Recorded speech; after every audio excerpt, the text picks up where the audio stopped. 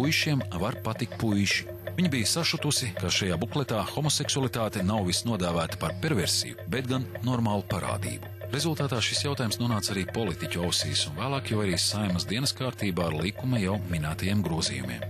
Jāatzīmē, ka šobrīd skolu mācību standartā nav skaidri noteikts, vai pedagogam maz ir jārunā par vienzimuma attiecībām klasē. Tiesa, attiecību un seksualitātes jautājumi gan ir minēti kā sociālo zinību priekšmeta standarts. 5. klasē, piemēram, tiek pārunāti attiecību jautājumi. 7. klasē parādās vārds seksualitāte. Piemēram, jāpārunā seksualitātes izpausmes, kā arī dzimumu līdztiesība. Bet 9. klasē seksuāls attiecības un atbildība, kontracepcija, slimības, ģimenes plānošana. Tātad kādus padomus vai runāt par vienzimumu pāriem audzināšanas stundā dos speciālisti mūsu izmisušajai skolotājai. Operācijas ilgums 2 nedēļas. Un galveži šai operācijai līdz sekos 3 mani viesi. Andrejs Mūrnieks, Latvijas Universitātes pedagoģijas, psiholoģijas un mākslas fakultātes docents. Aija Mēle, Rīgas Juglas vidusskolas direktore. Labdien.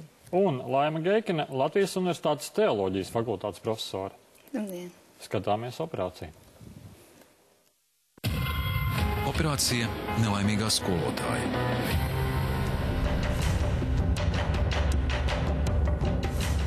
Tātad stāstīt vai nestāstīt par vienzimuma attiecībām 7. klases skolēniem, kā to vēlas kādas meitenes mamma.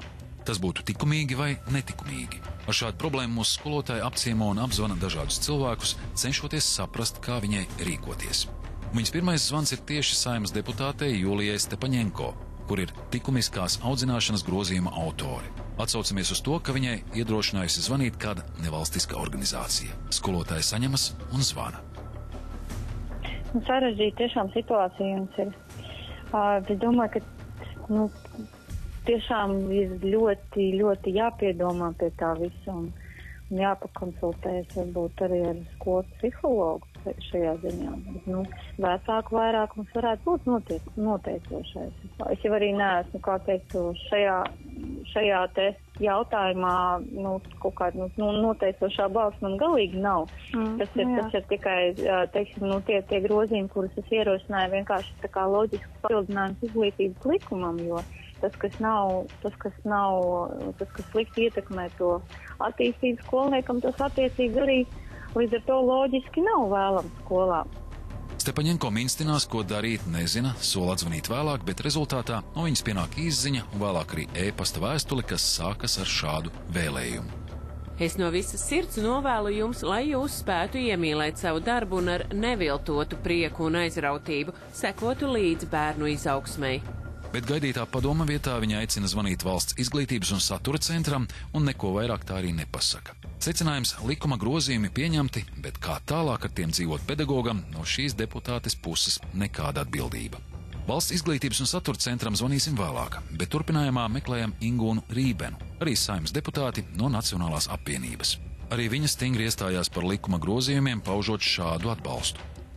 Man tas saistās ar Mūzus baušļiem, ar Kristus evaņģēliju, ar Latviju dainām, ar latviešu tautas dzīvesziņu, ar Latvijā gadsimtiem dzīvojušo vecticībnieku un pareizticīgo morālajām tradīcijām un ētiskajiem imperatīviem. Bet kādi ētiskie imperatīvi būtu piemērojami pārasta skolotāja sadzīvē un konkrētajā problēmā? Skolotāja zvana, īsumā izstāsta problēmu, un abas secina, ka, protams, šādi jautājumi labāk pārunājami klātienē. Gandrīz vēl šobrīd īsti nevar pateikt, cikos tas varētu būt, bet, teiksim, uz kaut kādu stundu droši vien kaut kur, pilsētas centra rajonā mēs varētu satikties. Deputāti aicina zvanīt nākamajā dienā, bet sazvanāma vairs nav. Ne nākamajā dienā, ne arī aiznākamajā, ne arī pēc tam. Secinājums no tribīnes runāt deputāti prot, bet no reālās dzīves izrādās mūk, un skatīties acīs pedagogiem negrib. Zvanām arī Saeimas deputātei Ilzei Viņķelei no Vienotības. Viņa likuma grozījums atbalstījusi nav, uzskatot tos par absurdiem.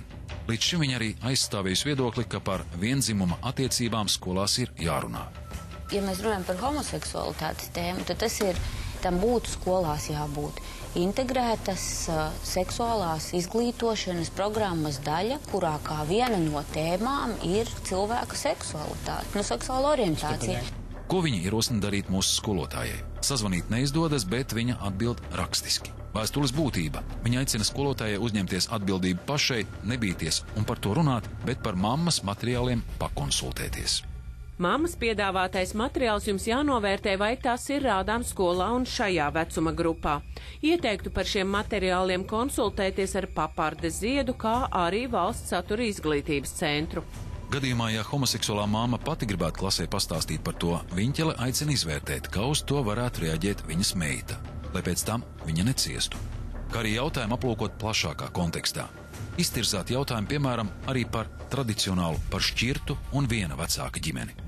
Būtu liederīgi šādā sarunā aicināt vēl kādus vecākus no citām ģimenēm, lai akcents nav tik izteikts tieši uz homoseksuāla pāra ģimeni. Secinājums: vismaz viens padoms skolotājai beidzot ir dots.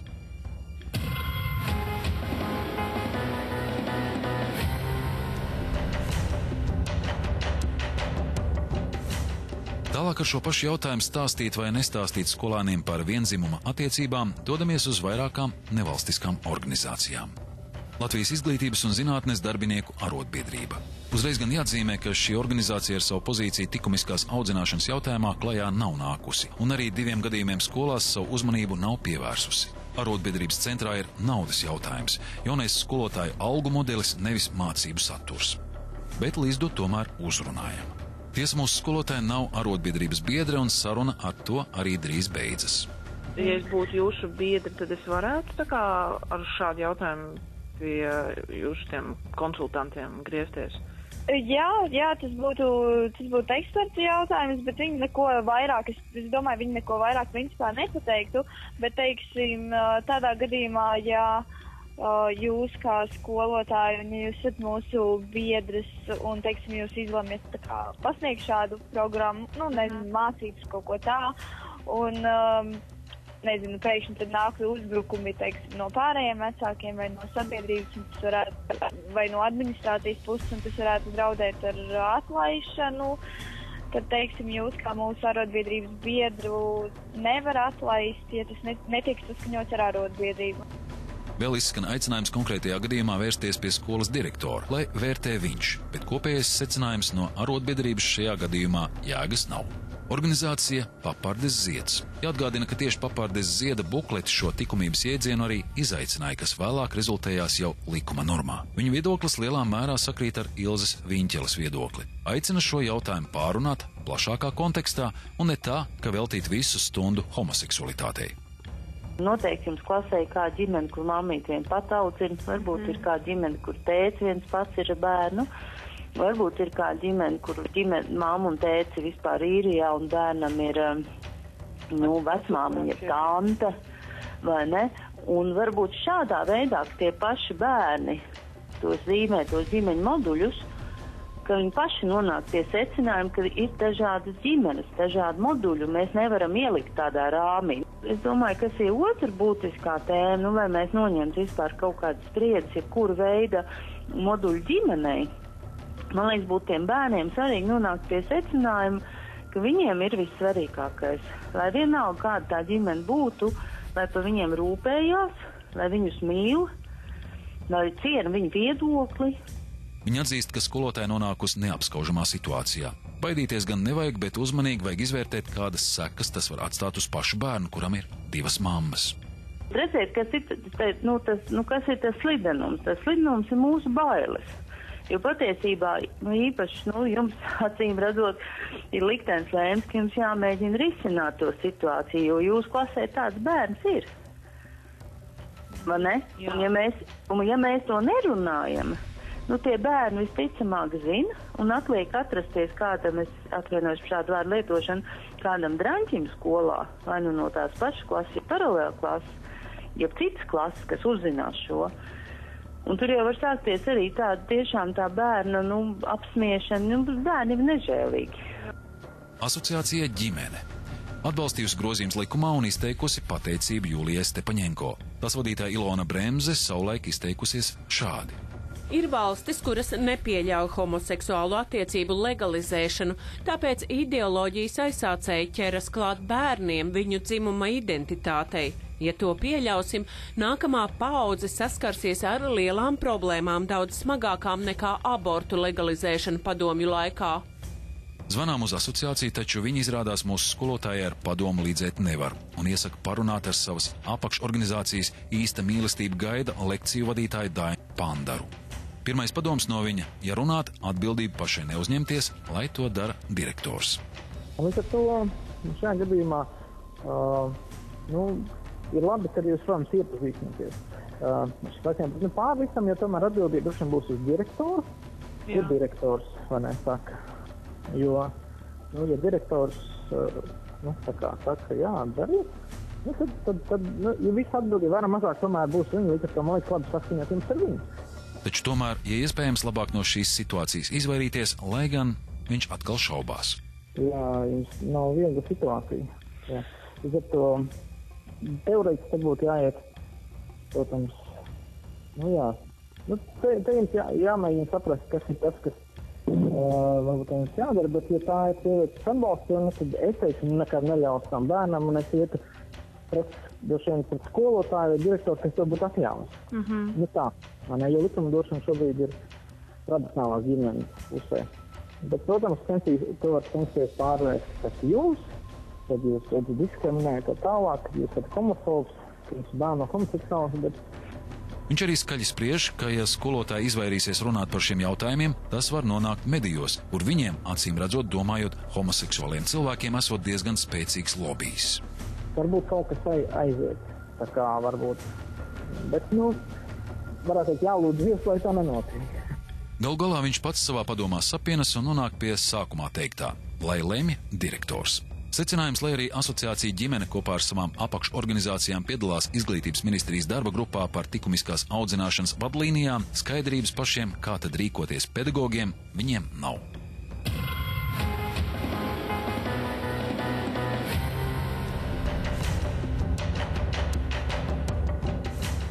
Visbeidzot, padomu prasām arī valsts un pašvaldības izglītības iestādēm. Tad stāstīt vai nestāstīt 7. klasē audzināšanas stundā par vienzimuma attiecībām, ko ierosinājusi kāda meitenes mamma – Izglītības kvalitātes valsts inspekcija. Atbild tās vadītāja Inita Juhņēviča. Es ieteiktu divas lietas izdarīt. Ja jūs esat runājis ar direktori, ar citiem skolotājiem, tad es uzzinātu to pārunāt skolas padomē. Tur ir gan vecāku pārstāvji, gan skolotāji un arī skolēnu pārstāvji. Tātad secinājums pašai skolotājai atbildību labāk neuzņemties, lai izlemj citi. Un vēl pēc viņas ieteikuma var darīt tā, ja kāda vecāka grib, lai daļai bērnu stāsta, ja citi negrib, to bērniem, lai nestāsta.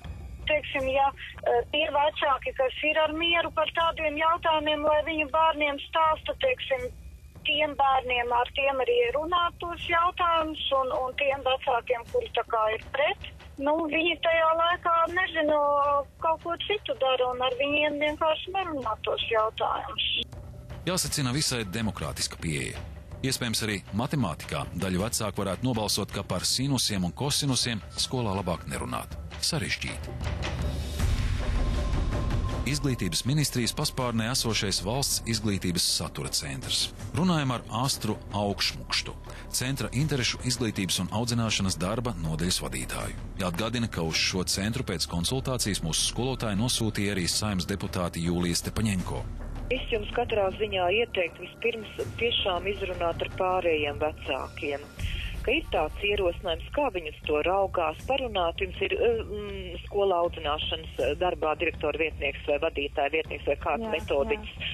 Parunāt ar to cilvēku, vienai pašai neuzņemties atbildību. Galu galā jūs jau varat droši arī, varbūt jums ir klašu audzinātāja kāda metodiska apvienība un pieņemt kopīgu lēmumu, ko šādā situācijā darīt un kā skolas vadība skatās uz to.